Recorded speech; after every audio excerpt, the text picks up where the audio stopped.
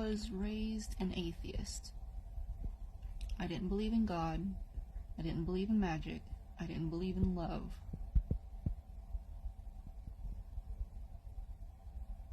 I hoped there was love, but I didn't know what it was.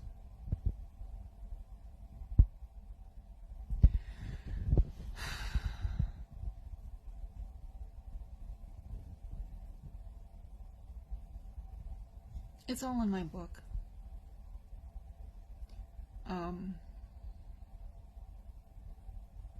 I mean, I played with stuff when I was a teenager, and I was left to my own devices. I was an 80s baby, and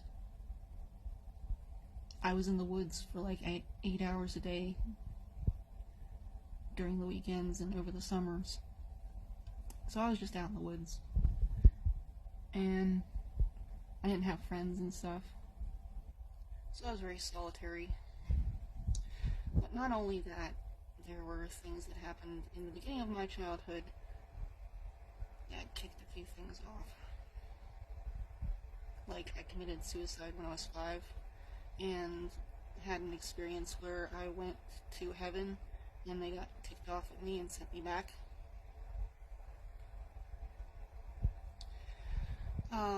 And I saw shadow figures when I was young, and I saw a ghost once at one of the haunted houses we actually lived in for a little while. It was like a Civil War doctor's house in Lisbon, Ohio. He did a lot of unnecessary experiments. But aside from that, I thought that was like normal kid stuff, and I didn't, attribute it to anything. I was very interested in zodiacs and astrology when I was a teenager, and thought about witchcraft when I was a teenager, but never really went into it. I was raised an atheist and didn't believe in magic. Even though I went to like LARPs and stuff, I thought it was all fake. Or I was very, very pushed towards the notion that religions were for people who needed control, some sort of control in their life when everything went wrong and they just couldn't handle it.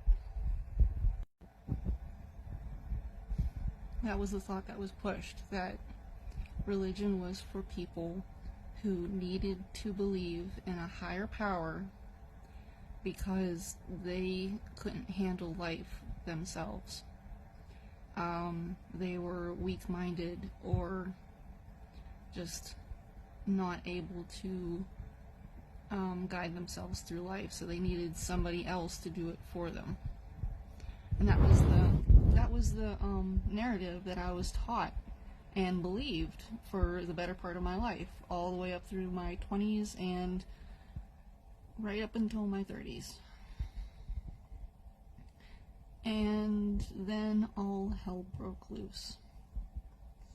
I got late onset PTSD, and my flashbacks started, and I soul connected with someone when I didn't know what the heck that was. And I started realizing what love was and what it felt like real love, not just like family and friends, and just being nice to people and being affectionate and the warmth of friendship. Not that. No. This was like you felt it at a deep level. And it was real. And you couldn't control it. And you couldn't escape it.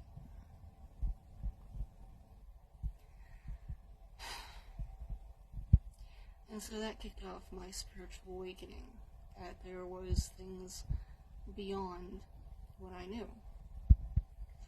And then other things started happening, like getting messages and knowing things were going to happen before they did, and then synchronicities happening, and noting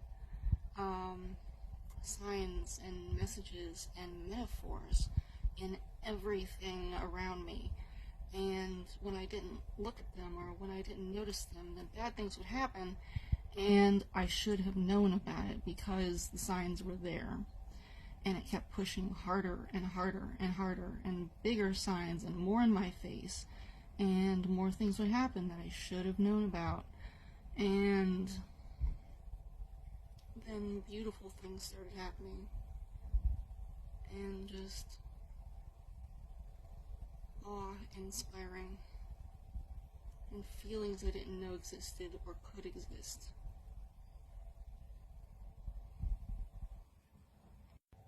I started manifesting things. I would think about needing something one day and then it would show up the next day.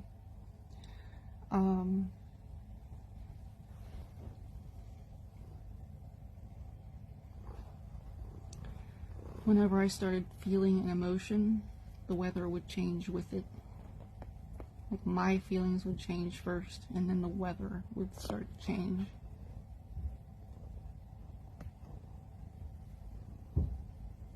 Things around me moved in time with the music that I was listening to. The music itself on random stations, like random radio or on iHeart or Spotify or whatever. It was iHeart back then, but everything started to be a message and a storyline. I could just it was like somebody was playing a, what's that called? When somebody writes an entire,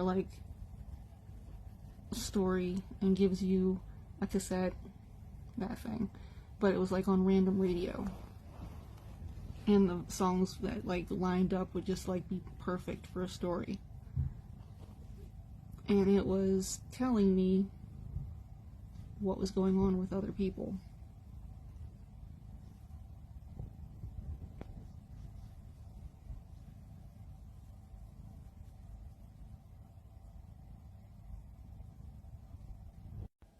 All throughout this, I was trying to heal myself and not really knowing what was going on because I hadn't been allowed to go to an actual counselor or therapist by my ex-husband.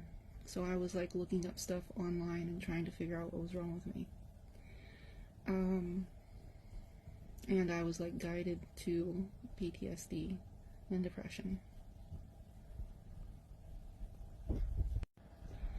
Some of the messages were really, really helpful, but a lot of the messages were extremely violent and cruel and bullying. And that pushed me to attempt suicide a lot.